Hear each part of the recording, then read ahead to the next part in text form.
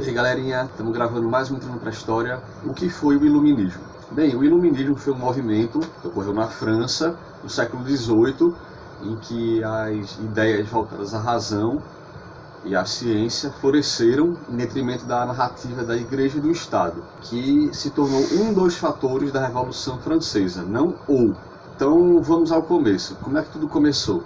O Iluminismo foi um movimento, em especial na segunda metade do século XVIII, que ela tem início com uma obra chamada Enciclopédia. Acho que vocês já ouviram falar. A Enciclopédia ela foi um empreendimento editorial criado em 1751 por Diderot, D'Alembert e Le Breton, na França.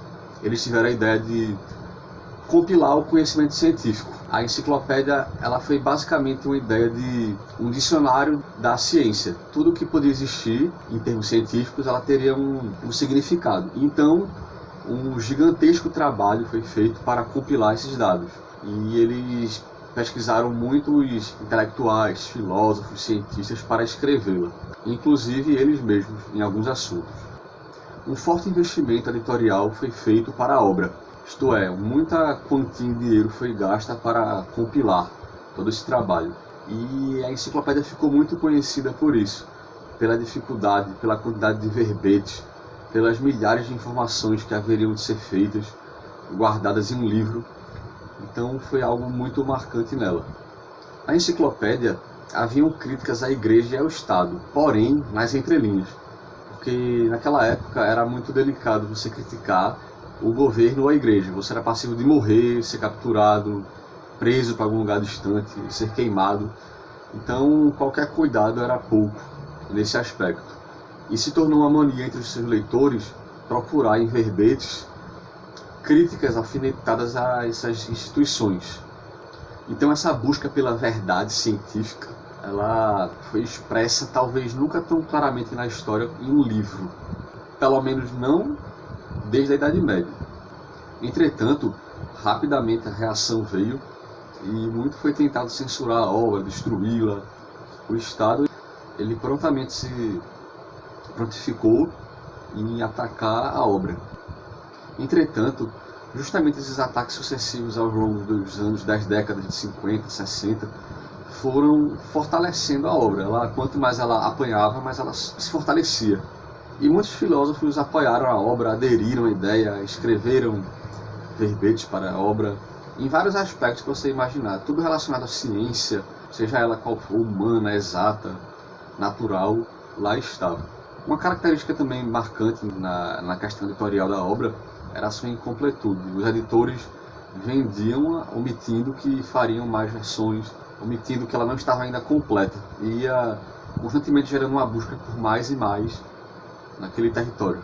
Lentamente a obra foi se tornando uma espécie de agitador político, e não apenas uma obra apreciativa. As edições foram sendo aperfeiçoadas, a edição em fólio, em oitavo, em quarto, são terminologias um pouco restritas a esse meio editorial, mas que elas foram sendo aprimoradas. Então os filósofos perceberam que eles poderiam vender o conhecimento, era algo que eles ainda não haviam percebido.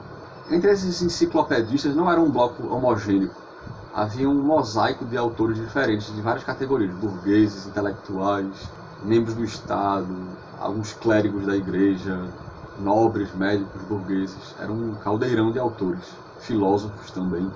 Essa sobrevivência engrandeceu a obra. Esse passar dos séculos, das décadas, foram aumentando-a de prestígio. Eis que então surge um sujeito chamado Pankow.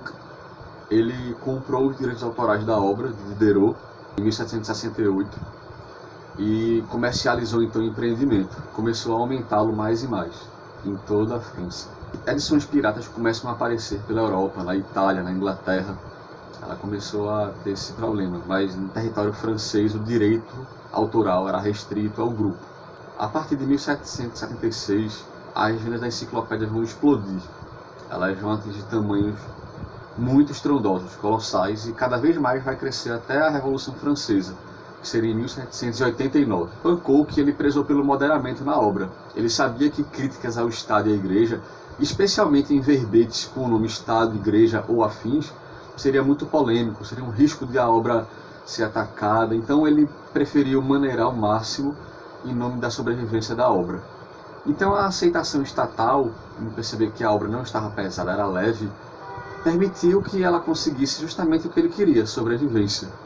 Bem, e quem era o público leitor da obra? Eram nobres e aristocratas em geral. Bem, a enciclopédia ela é tida como o maior livro da história do iluminismo. Ele foi o livro guia que sem ela o iluminismo não teria existido.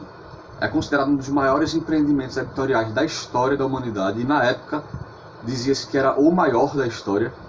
Ela foi extremamente lucrativa, ela atingiu vendas em níveis colossais, foi um empreendimento gigantesco e a obra ela cresceu tanto que ela se tornou algo maior que ela mesma. Ela se corporificou no iluminismo, ela deixou de ser um livro para se tornar um movimento que ficou marcado na história como a busca pela razão, pela verdade científica. Nessas versões da enciclopédia, a enciclopédia metódica é a que ficou mais conhecida, que ficou mais grandiosa, com milhares de verbetes, aproximadamente mais de 70 mil. A obra ela irrompeu a ordem cortesã então vigente. Naquela época, a gente tem que lembrar que a França vivia uma monarquia, ainda era uma mentalidade de ordem monárquica, senhorial. E esse livro ele quebra essa estrutura, ele balança a estrutura monárquica. Ele vai inaugurar um novo modelo de ordem. É isso, galera. Valeu. Dá um like, se inscreve no canal, por favor. Manda para o seu amigo, para sua amiga, que ela precisa do conhecimento, para o Enem, para o que mais você quiser, para aprimorar o conhecimento mesmo. Por que não? Então, valeu.